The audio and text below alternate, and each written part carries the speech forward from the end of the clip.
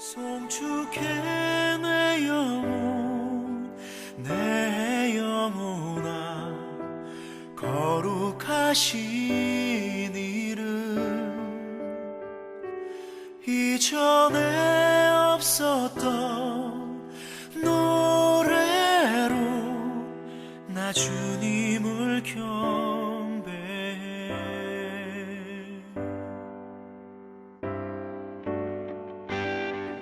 해가 뜨는 새 아침 밝았네. 이제 다시 주님 찬양. 무슨 일이나 어떤 일이 내게 놓여도 저녁이 올 때 나는 노래해.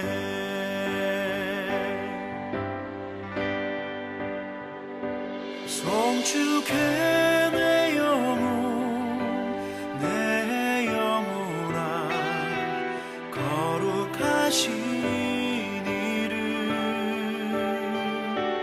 이전에 없었던 노래로 나 주님을 경배해.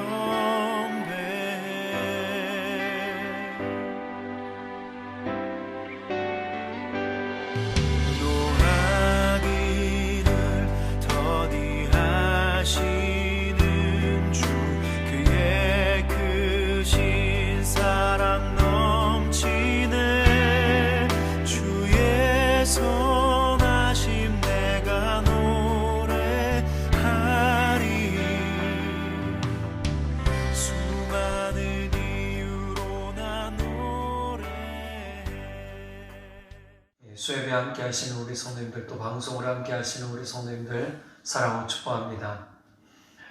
누가복음 15장 1절, 11절에서 25절에 보면 우리가 잘 아는 탕자의 비유가 나옵니다. 탕자는 집 나간 둘째 아들입니다. 이 집 나간 둘째 아들은 그냥 나가지 않았어요. 자신의 욕심이 굉장히 많았고 꿈도 많았던 아이였습니다. 그래서 아버지한테 이렇게 얘기를 합니다. 아버지, 어차피 이 재산의 반은 내 것이고 내가 물려받을 것이니 미리 떼어주면 어떻겠습니까? 라고 얘기를 하죠.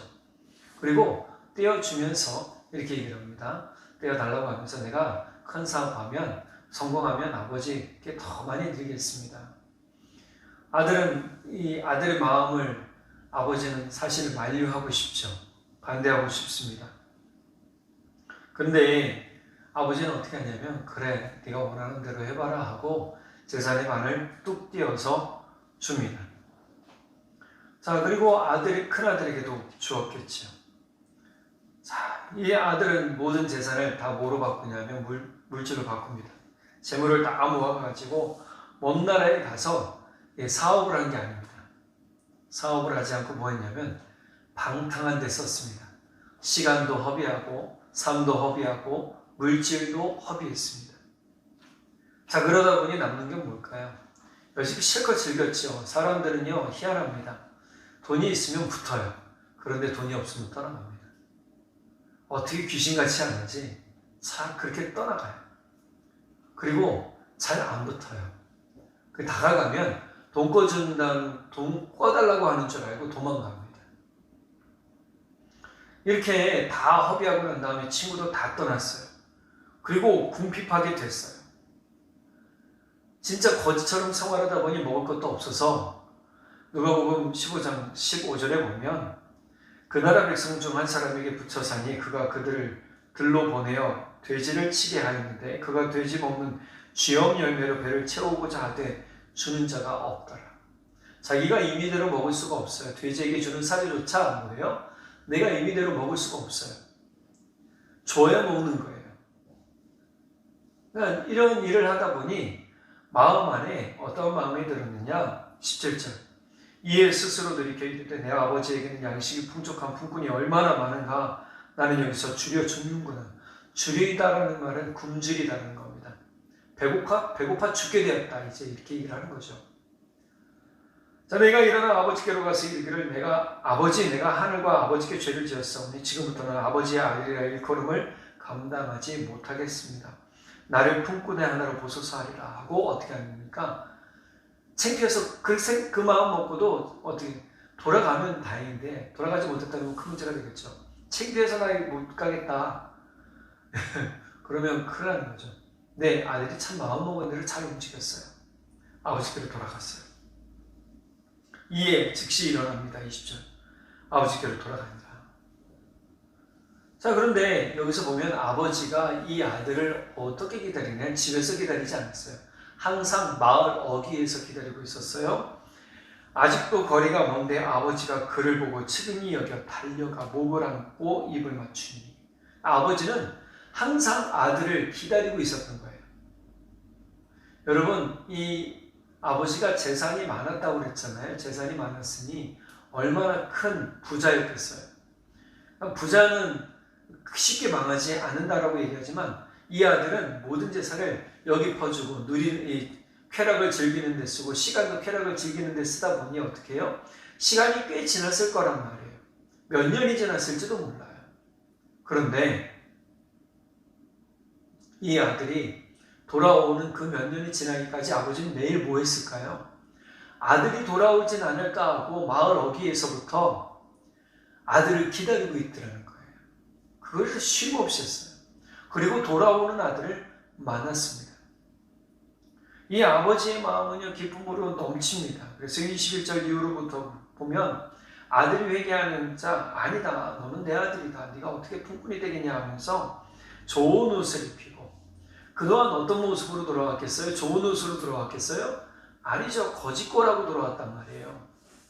옷은 온갖 대로 찌들었고 냄새도 나고 또 좋은 모습도 아니었어요. 머리는 떡져 있었을 거고 얼굴은 시커멓게 때가 껴 있었을 거고 뭐 씻기나 했겠어요? 제대로 못 먹어서 아마 바짝 말라 있었을 거란 말이에요. 그런데 그 아들을 향해서 종들에게 제일 좋은 옷을 입히고 손에 가락지를 끼우고 발에 실을 시켜라. 이 이야기를 본다면 지금 이 아들의 모습은 초라하기 그지없는 모습이었다. 그리고 아들이 돌아온 걸 즐겨하면서 축제를 엽니다. 잔치를 열죠. 이 아버지의 마음을 지금 뭐라고 얘기하시냐면 예수님은 죄인들이 돌아오기를 기다리시는 그 모습이 어떠하든지 상관없다는 거예요. 돌아오면 기뻐하시고 즐거워하신다 라고 얘기하시는 거죠. 그런데 호세아서 11장 오늘 우리가 읽은 본문이 바로 그래요. 하나님은 북이스라엘에 대해서 사랑하여 불러낸 내 아들이라고 말씀하고 계세요. 1절 볼까요? 1절 보면 하나님이 이렇게 말씀하세요. 이스라엘이 어렸을 때 내가 사랑하여 내 아들을 애굽에서 불러냈다. 사랑했대요. 하나님은요, 이스라엘을 뭐로 지금 이야기하고 있어요? 이스라엘 백성, 내 백성이라고 하잖아요. 아들. 이거는 아버지와 아들의 관계로 지금 이야기를 하고 계세요. 북이스라엘, 즉 하나님께서 이집트에서 불러내신 아들은 아버지의 뜻과 기대와는 달리 자신이 하고 싶은 대로만 했어요. 그것이 2절부터 시작이 돼요. 선지자들 그렇게 하고 싶은 대로 사니까 어떻게 해요? 선지자들을 붙여서 그들을 하나님께로, 아버지께로 돌아오게 하려고 했는데 이들은 어떻게 해요? 점점 멀어지면서 아버지와 멀어지면서 바알들에게 제사하고 아로색의 우상 앞에서 분양했다라고 얘기를 해요. 즉 바알들을 섬기며 우상 숭배하고 아버지를 더욱 멀리하는 삶을 살고 있었다. 하나님을 멀리하는 삶을 살고 있었다. 이들의 삶은 하나님이 가르치고 하나님께서 깨우쳐 주려고 하면 할수록 어떠냐? 반항하고 더 하나님을 멀리하고 하나님을 싫어하며 떠나갔더라는 거예요. 그러잖아요. 사춘기 아이들한테 한마디 하면 어떻게 해요? 팍거리고 돌아서고 방에 들어가 문 잠그고 대부분 그러다고 그럽니다. 자, 이런 모습인 거죠. 근데 사춘기 아이들도 아니고 지금 이 이스라엘 사람들은요, 하나님의 말씀, 아버지의 사랑에서 자꾸만 떠나려고 하는 그런 모습을 보여요. 그런데 지금 아버지의 사랑이 어떠한지를 3절부터 하나님께서 알려주고 계세요. 그러나 내가 에브라임에게 걸음을 가르치고 내 팔로 안았음에도 라고 하나님은 북이스라엘의 아버지로서 그들을 저버리거나 그들의 모든 것을 끊겠다고 하지 않으세요. 사실 그들의 죄값은 받아요. 앞서 권면과 책망 계속된 이야기죠. 호세아 1장부터 시작되는 계속된 권면과 책망, 훈계가 북이스라엘을 완전히 버리겠다라는 하나님 의지의 표명이 아니란 말이에요. 하나님은 반복적으로 북이스라엘을 향해 사랑하고 그들이 회개하고 돌아서기를 원하신 것을 알려주시고 보여주세요. 그러나 북이스라엘은 돌아오지 않았기 때문에 그 책임에 대한 벌을 받을 수밖에 없어요. 그 이야기를 하나님 말씀하신단 말이에요. 너희를 멸하겠지만 이라고 단서를 가시죠. 완전히 멸한 게 아니에요. 다시금 살리시고 다시금 일으키시겠다고 얘기하시죠. 하나님께서 이스라엘을 향해 완전히 외면하지 않으시는 이유는요, 오늘 본문의 말씀처럼 바로 하나님이 이스라엘 백성의 아버지시기 때문이에요. 하나님은 북이스라엘을 아들로 말씀하심으로써 아버지로서의 역할을 절대로 포기하지 않으심을 확신해주고 있다는 겁니다. 우리 8절과 9절의 말씀을 한번 볼까요? 같이 읽겠습니다. 8절과 9절 시작. 에브라임이여 내가 어찌 너를 놓겠느냐, 이스라엘이여 내가 어찌 너를 버리겠느냐, 내가 어찌 너를 아드마같이 놓겠느냐, 어찌 너를 스보임같이 두겠느냐. 내 마음이 내 속에서 돌이켜 나의 궁율이 온전히 불붙듯 하도다. 내가 나의 맹렬한 진노를 나타내지 아니하며 내가 다시는 에브라임을 멸하지 아니하리니 이는 내가 하나님이요 사람이 아님이라. 내 가운데 있는 거룩한 이니 진노함으로 내게 임하지 아니하리라. 하나님은 이제 진노함으로 임하지 아니하는데 어떻게 내가 너희를 버리겠느냐, 어떻게 내가 너희를 놓겠느냐, 내가 어떻게 너희를 방치해 두겠느냐, 나는 너희를 절대 버리지 않겠다라고 말씀하시는 거예요. 하나님은 우리를 버리지 않으십니다. 할렐루야. 우리가 죄 가운데 있어서 하나님이 나를 포기하신 것 같다, 하나님이 나를 버리신 것 같다라고 얘기하실지 모르겠지만 하나님의 말씀은 여전히 뭐예요? 하나님을 떠나고 하나님의 뜻에 반해 살고 있는 이스라엘 백성이라 할지라도 아들이라 부르며 내가 너를 포기하지 않겠다라고 얘기하시는 거예요. 이것이 바로 예수님께서 필요하신 말씀이에요. 포기하지 않고 기다리는 아버지, 마을 어귀에서 둘째 아들이 돌아오기를 기다리는 아버지의 모습으로 지금 이야기하고 있잖아요. 하나님은 도리어 이스라엘을 향해서, 아들을 향해서 불쌍히 여기는 애정이 그 속에서 불길처럼 강하게 솟아오르더라는 거예요. 여러분, 사랑이 클수록 어떻게 해요? 더욱더 갈망하는 마음, 열망하는 마음이 생기잖아요. 지금 하나님은 아버지로서 이스라엘 아들이 주께로 돌아오기를 향하는 사랑이 더욱 커져 가셨다는 것을 이해하게 해주고 계세요. 그래서 이 세번역본에 보면 9절 초반절을 이렇게 얘기해요. 근데 아무리 화가 나도 화나는 대로 할 수 없구나 라고 얘기하세요. 하나님은 하나님의 뜻대로 하지 않으신다라고 얘기하신단 말이에요. 자, 그렇다면 이렇게 하나님의 뜻대로 하지 않으시는 그 하나님 어떠한 하나님인가?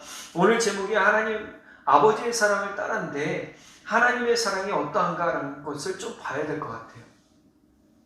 하나님의 사랑은 하나님은요, 아버지로서 가르치며 안아주시는 분이십니다. 3절 초반절 볼게요. 3절 초반절 뭐라고 얘기하십니까? 내가 에브라임에게 걸음을 가르치고 내 발로 안았음에도, 이렇게 얘기를 하세요. 즉 하나님은 가르치며 안으시는 분인데 이것을 세번역본으로 보니까 내가 에브라임에게 걸음을 가르치고 내 발로 안았다. 이건 어린아이를 다루듯 하는 거잖아요. 어린아이 다루듯 가르쳐주고 걸음걸이서부터 언어부터 예배하며 부모와 사랑하며 또 위태할 때 온전히 안아주고 위로해주고 품어주는 그 하나님 아버지의 모습을 이야기하고 계세요. 이 이야기는 세번역본에 보니까요, 내가 에브라임에게 걸음마를 가르쳐 줬고 내 품에서 안아서 길렀다라고 했단 말이에요. 하나님은 방치함이 기르지 않았어요. 안아서 길렀다는 거예요. 우리의 삶을 하나님이 그렇게 안아주시는 줄 믿으시기 바랍니다. 하나님은 절대로 우리를 방치하지 않으세요. 여전히 지금도 하나님은 우리를 가르치시는데 이때 우리가 해야 될 것이 무엇이냐? 네, 우리의 귀를 하나님의 말씀에 쫑긋 세워야 되는 겁니다. 우리의 마음을 열어야 돼요. 우리의 귀를 하나님의 말씀에 열어놔야 돼요. 우리의 마음을 열어야 돼요. 우리의 생각을 열어야 됩니다. 그때 하나님의 말씀이 우리 가운데 들려지고 그 말씀을 통해서 우리가 위로를 얻고 또 그 말씀을 통해서 우리가 가르침을 받을 수 있다는 사실입니다. 이사야서 63장 9절에 보면 주님께서는 그들이 고난을 받을 때에 주님께서도 친히 고난을 받으셨습니다. 천사들을 보내서 그들을 구하게 하시지 않으시고 주님께서 친히 그들을 구해 주셨습니다. 사랑과 긍휼로 그들을 구하여 주시고 옛적 오랜 세월 동안 그들을 지켜들고 안아주셨습니다. 힘들고 어려울 때 천사들을 대신해서 가라 그들을 구해주라고 하지 않으세요. 하나님이 직접 하셨다는 거예요. 그리고 직접 구하시면서 어떻게 해요? 안아주셨다는 거죠. 얼마나 힘들었니 얼마나 괴로웠니 위로해 주시면서 힘을 주시고 다시금 일어서는 법을 다시금 올바로 서는 법을 가르쳐 주셨다라고 얘기해 주세요. 우리의 삶에서 하나님이 이렇게 가르치시고 안아주시는 은혜가 있다는 사실을 깨닫는 그 사람이 복이 있는 줄 믿으시기 바랍니다. 하나님은요 여전히 지금도 나는 혼자야 나는 괴로워 나는 힘들어라고 한다고 얘기한다면 여러분 하나님이 여전히 여러분과 함께 하시는 것을 믿으시기 바랍니다. 지금 하나님은 아버지 멀리 떨어져 있어도 그 마음은 아들에게 가 있는 아버지처럼 지금 우리에게도 여전히 계신다는 사실을 기억할 때 우리가 큰 위로를 얻게 됩니다. 두 번째로 하나님은 고치시는 분이십니다. 오늘 3절 후반절 보면 내가 그들을 고치는 줄을 그들은 알지 못하였도다. 고친다라는 것은 치료하는 겁니다. 지금 이 자녀들은 깨닫지 못했어요. 뭘 깨닫지 못했어요? 하나님께서 고쳐주시고 치유해 주신다는 사실을 깨닫지 못했어요. 사실 예수님께서도 많은 사람들을 고쳐주셨잖아요.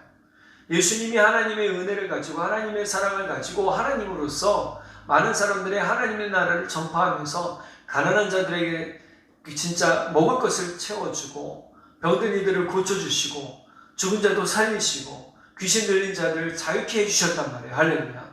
그런데 이들은 나중에 예수님이 십자가에 달리실 때 다 외면했어요. 다 떠나갔어요. 남은 사람이 없었어요.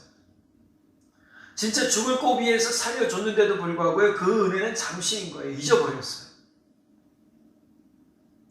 우리가 하나님의 말씀을 잘 깨달으면 이 말씀이 우리에게 힘과 능력이 되고 우리의 삶을 고치는 은혜가 되는 줄 믿으시기 바랍니다. 공동번역 지혜서 16장 12절에 보면 그들을 고쳐준 것은 어떤 약초나 진통제가 아니었고 만물을 고쳐주시는 주님의 말씀이었다. 이스라엘 백성들이 지금 육신적으로 아픈 게 아니에요. 마음이 병들었어요. 그들의 삶이 병들었어요. 마음과 삶을 고칠 수 있는 것은 어떤 약초나 약재가 아니에요. 진통제가 아니었어요. 뭐예요? 하나님의 말씀이에요. 내가 하나님의 말씀을 붙들고 있으면 우리는 삽니다. 할렐루야. 하나님의 말씀을 붙들고 있으면 우리는 고침을 받게 됩니다. 그러니 이 은혜가 얼마나 큽니까? 주님께서 우리를 이끄시고 주님께서 우리를 살리시는 분이라는 것을 우리가 믿게 될 때에 우리는 큰 은혜와 소망을 얻습니다. 그래서 시편 저자도 시편 116편 8절에 주께서 내 영혼을 사망에서 내 눈을 눈물에서 내 발을 넘어지면서 건지셨다. 주님은 사망에서 건져주셔서 어떻게 하십니까? 우리가 새롭게 설 수 있도록 만들어 주시더라. 아이들이 블록을 만들잖아요. 블록을 만들 때 다 만들어 놓고 블록이 없다고 막 징징거리지 않아요. 놀다가 이것이 실증이 나면 어떻게 다 부셔요. 그리고 또 새로운 것을 만듭니다. 그것을 또 가지고 놀아요. 그리고 또 실증이 나면 부시고 또 새로운 걸 만들죠. 그러면 이런 것처럼 주님은 우리를 날마다 새롭게 세워주시고 새롭게 고쳐주시는 은혜가 있다는 것을 기억한다면 우리는 절대로 저주나 또 사망 가운데 머무르지 않게 되는 줄 믿으시기 바랍니다. 시편 3편 19절도 동일해요. 그들의 영혼을 사망에서 건지시며 그들이 굶주릴 때 그들을 살리시는도다. 누가 그들을 살리세요? 네, 하나님께서, 아버지께서 그렇게 살려주세요. 아버지의 마음은 그렇죠. 자녀가 아프면 그냥 두지 않아요. 어떻게든 가지라고 그래요. 꼭 같이 가지 못하더라도 뭐라고 얘기합니까? 병원에 꼭 가보거라 라고 얘기를 하죠. 그것이 부모의 마음입니다. 그리고 자녀가 너무 아파서 너무 괴로워하는 모습 보면 그 책임이 누구의 책임인 것 같아요? 나의 잘못인 것 같은 것이 부모의 마음인 거예요. 하나님도 그러세요. 하나님은 그래서 많은 사람들이 사망 가운데 머무르기를 원치 않으셨단 말이에요. 그래서 예수님을 보내시고 예수님께서 사람들이 생명 가운데 나오시도록 만들어 주셨어요. 사도행전 2장 24절을 보면 하나님께서 그를 사망의 고통에서 풀어 살리셨으니 이는 그가 사망에 매여 있을 수 없었습니다. 예수님께서 사망을 이기시고 부활의 은혜로 자유를 얻어 생명의 길로 나아가셨던 것처럼 우리도 예수님을 믿으면 하나님 아버지의 은혜와 사랑을 따라 사망을 이기고 부활의 은혜로 나가 생명 가운데 서게 되는 것을 믿으시기 바랍니다. 즉 우리는 우리의 영이 고침을 받게 되는 거예요. 우리의 영이 고침을 받아서 우리의 삶뿐만이 아니라 우리의 마음, 우리의 생각까지 새롭게 되어지는 은혜를 경험하게 된다는 것이죠. 아버지께서는 바로 이러한 분이십니다. 아버지는 고치시는 분이라는 사실이죠. 자, 그리고 세 번째로 이 아버지는, 우리의 아버지는, 하나님 아버지는 우리를 자유로 인도해 주시면서 삶을 책임져 주시는 분이십니다. 우리 4절 같이 한번 읽어볼까요? 4절입니다. 시작. 내가 사람의 줄, 곧 사랑의 줄로 그들을 이끌었고 그들에게 대하여 그 목에서 멍에를 벗기는 자 같이 되었으며 그들 앞에서 먹을 것을 두었노라. 아멘. 지금 하나님은 이스라엘 백성들을 향해서 뭐라고 얘기합니까? 내가 사람의 줄, 곧 사랑의 줄로 그들을 이끌었다. 여러분, 우리 가운데 하나님께서 우리와 연결된 사랑의 줄이 있는 것을 믿으시기 바랍니다. 끊어지지 않았어요. 사랑의 줄은 여전히 여러분과 함께 있습니다. 우리 성도님들과 함께 있어요. 그러니 그 사랑의 줄을 꼭 붙잡아 주시기 바랍니다. 예전에 그런 사진 한번 봤어요. 어머니가 아이를 잃어버릴까봐 새끼줄로 자신의 허리와 아이의 허리를 꽁꽁 묶어놓은 거예요. 아이가 놀기는 놀지만 어떻게 해요? 범위를 벗어나지 않아요. 어머니가 어딜 가든지 이 아이는 새끼줄을 풀지 못하니까 어떻게 합니까? 어머니가 가는 대로 같이 가요. 여러분, 우리가 이 묶임이 나쁜 게 아닙니다. 이 묶임이 도리어 우리를 안전하게 해준다는 사실이에요. 이 사랑의 묶임 가운데 우리가 있어야 되는 겁니다. 그럴 때 비로소 우리는 이 사랑의 줄 때문에 우리가 더욱 평안한 삶을 살 수 있게 되더라는 사실입니다. 그래서 이렇게 이끄셨고 또 그들에 대하여 그 목에서 멍에를 벗기는 자같이 되셨다라는 얘기를 해요. 그들의 목에서 멍에를 벗기셨다. 멍에는 뭐예요? 무거운 짐입니다. 이 멍에를 벗긴다는 것은 내 스스로가 벗을 수 없는 거예요. 내가 벗고자 해도 벗을 수가 없어요. 이것은 우리가 어떻게 벗을 수 있느냐? 하나님이 벗겨주셔야 돼요. 우리의 근심과 염려와 걱정, 예수님은 맡기라고 하시잖아요. 예수님께서 맡기는 것이 뭐예요? 벗기는 거예요. 그런데 여전히 우리는 이 맡기지 못하는 그 마음 때문에 우리의 삶이 여전히 힘들고 마음이 괴로운 거잖아요. 또 뭐라고 그럽니까? 그 가슴을 헤쳐 젖을 물렸다. 먹을 것을 두었다. 하나님은 우리의 먹을 것을 책임지시는 분이시다라고 약속해 주시고 알려주셨죠. 우리의 삶은 늘 그렇습니다. 늘 먹을 거 걱정하고 입을 거 걱정하고 누울 자리 걱정하고 일할 거 걱정하잖아요. 그런데 예수님은 뭐라고 말씀하세요? 그런 걱정하지 말아라. 오히려 우리가 걱정해야 될 것은 무엇인가? 내가 하나님의 사랑에서 떠나지 않을까 걱정하라는 거예요. 우리 삶은 우리의 삶대로 이끌어가는 게 아닙니다. 바로 하나님의 사랑에 이끌려서 하나님의 사랑의 책임받음을 가지고 사는 거예요. 그러니 여러분 너무 걱정하지 마시기 바랍니다. 하나님께서 하나님의 사랑에 이끌린 자를 하나님 반드시 책임져 주십니다. 그의 삶도 그의 길도 그의 일도 하나님이 책임져 주시니 염려, 근심, 걱정이 있다 할지라도 너무 그것에 휩싸여 살지 마시기 바랍니다. 시편 2편 7절에서 8절에 보면 내가 여호와의 명령을 전하노라. 여호와께서 내게 이르시되 너는 내 아들이라. 오늘 내가 너를 낳았도다. 내게 구하라. 내가 이방 나라를 내 유업으로 주리니 내 소유가 땅끝까지 이르리로다. 하나님은 지금 하나님 아들, 하나님의 자녀, 오늘 내 아들이라, 내 자녀라 라고 얘기하시면서 내가 너를 낳았다라는 거예요. 이것이 뭐예요? 호세아서 말씀을 지금 가지고 이야기하신다는 거죠.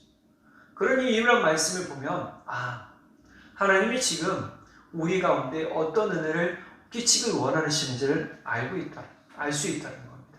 하나님은 아버지로서 하나님의 자녀를 책임지시고 아버지의 사랑을 따라 사는 자에게 큰 은혜와 기쁨을 주시겠다라고 약속하시는 거예요.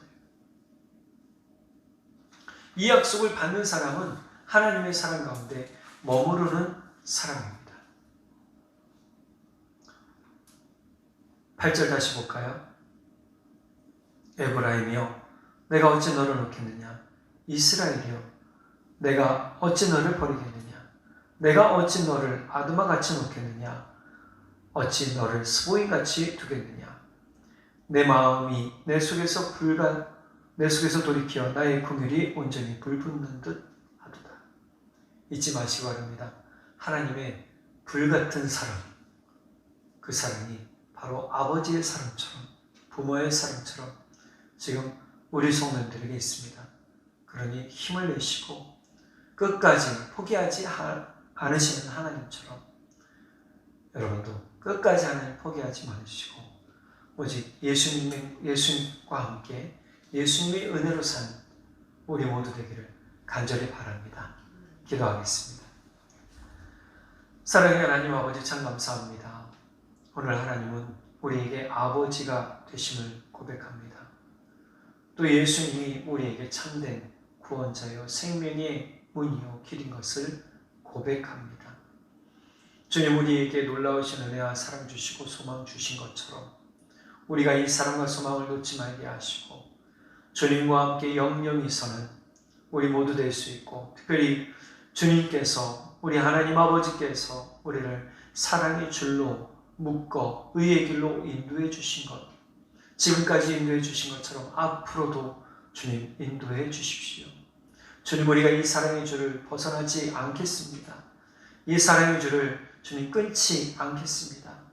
주님 끝까지 우리를 붙들어 주시고 우리를 포기하지 말아 주십시오. 주님 나라의 영원한 소망과 생명이 주를 향해서 주님과 함께 살기 원하며 아버지의 손을 꼭 붙잡고 살기 원하는 우리 모두에게 있는 것을 믿고 감사드리며 우리 주 예수 그리스도의 이름으로 기도드렸습니다. 아멘. 송축해 내 영혼아 거룩하신 이름 이전에 없었던 노래로 나 주님을 경배해.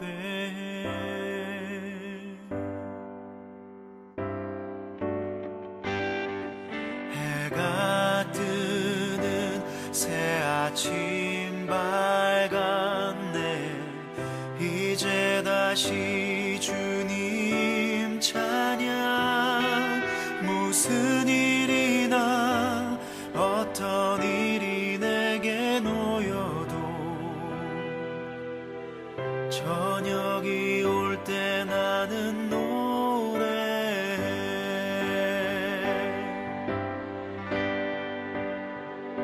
송축해 내 영혼아 거룩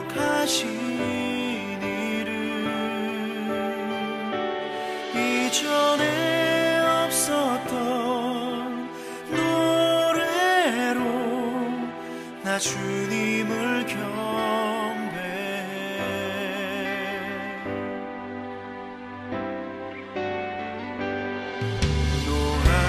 노하기를 더디하시는 주, 그의 크신 사랑 넘치네. 주의 선하심 내가 노래하리. 수많은 이유로 나 노래해.